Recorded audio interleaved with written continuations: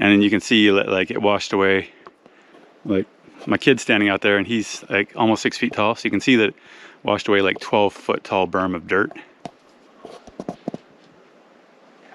Crazy. And it just keeps going as we look downhill here. Like it just, it gets deeper and deeper, and there's all these trees that have fallen over from the kind of landslide that was created. So you can just see how this enormous slurry of clay and mud made its way down. You can hear Butte Creek at the bottom here. It's not that far. So yeah, it's what happens when you put millions of gallons of water on super steep slopes with deep soils. Today we're talking about one of PG&E's hydropower flumes in Butte Creek Canyon. It sprung a big leak last week, and all that water caused a landslide, and this massive kind of slump of mud and dirt and rocks went down about 1,500 feet down the mountain into Butte Creek, and it created a dam that backed up Butte Creek. And then eventually the creek kind of blew out that dam, and we got this big slug of kind of orange sediment that's been filling up the creek for the last 4 or 5 days. So there's some worry about that because the creek's got a wild Chinook salmon run in it, of fish that come up from the Pacific every year. And right now there's about 500 fish downstream of the blowout that are kind of waiting through this time of year until they spawn in the fall. And so there's concern that those fish are going to die, and there's also concern that all this muck in the creek is going to make it hard for the salmon to spawn later this year in the fall.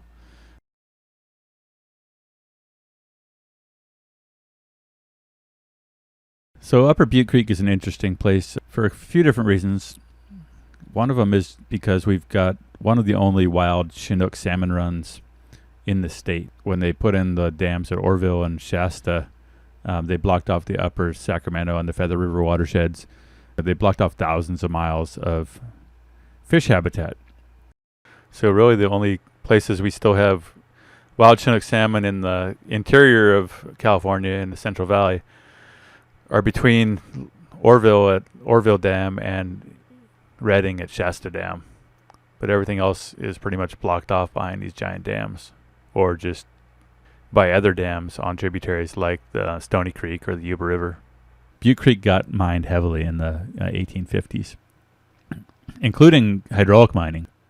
And that means they washed the mountains down and they sluiced the gold. And one of the ways that they were able to do that was by using these canals that diverted water from Butte Creek up onto the hill over a course of 9 or 10 miles. And once hydraulic mining was banned, they figured out, hey, there's just when hydropower starting to get a hold, over 100 years ago. Like, hey, we got water rights and a canal already built. And so the powerhouses on Butte Creek were some of the first hydroelectric development on the West Coast. So that's just all to say that there's kind of this pretty crazy backstory as to why these canals exist in the first place. So just to give a little regional context on where this is happening, we're about 1.5 miles above Forks of Butte and Garland Road, and you're looking out over Magalia and Paradise and Chico and Forest Ranch down Butte Creek Canyon.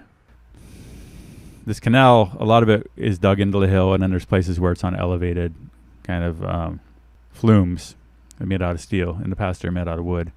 And so a lot of that old ditch is just places where they dug out a ditch and they stacked up a bunch of rocks, basically built a rock wall. And so this ditch is just, in some places the bottom is lined with gunite, which is sprayed concrete. In other places it's just a natural bedrock that they dug down to. The bottom of the flume kind of was leaking under the gunite sidewall, and it just kind of created a big hole and sucked out. It made itself bigger and bigger, and then you had this gushing of water, and so it looked like it was running about 40 CFS, which is about 1 million gallons an hour, and that all dumped straight down into Butte Creek, and it created this new kind of giant gully that it's pretty huge. There's about 1,500 feet or so from the blowout down to Butte Creek, but it drops, like 500 feet.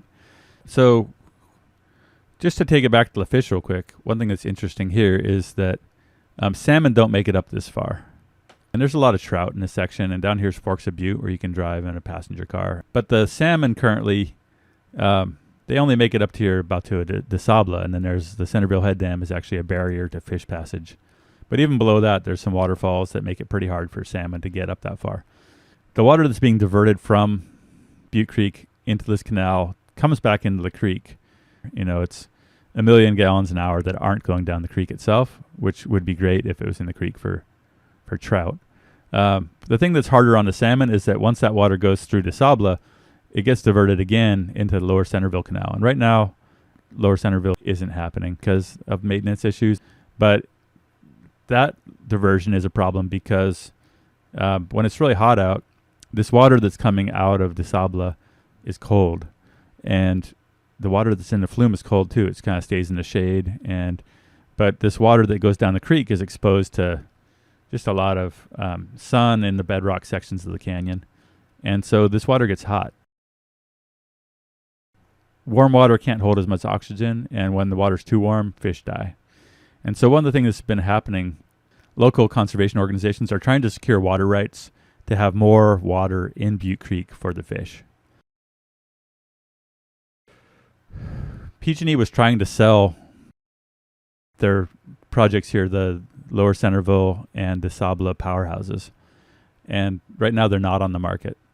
But it kind of begs the question, these projects both have really deteriorating infrastructure. They're both over 100 years old.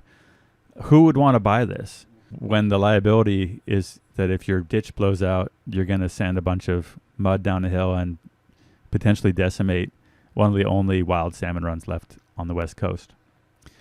One of the conversations that's happening is that this project is worth negative money, right? It's like, who wants to give PG&E money for a broken project? This project is a liability.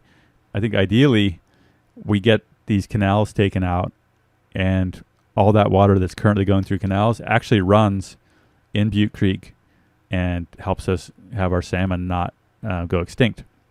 So all of the stuff that's happening with the blowout is happening in this larger kind of political context of PG&E's bankruptcy, PG&E's liability for things like the Camp Fire, which just happened right over the hill here, California's desire to decarbonize, and therefore seeing hydropower as a special kind of energy that's cleaner than coal or natural gas.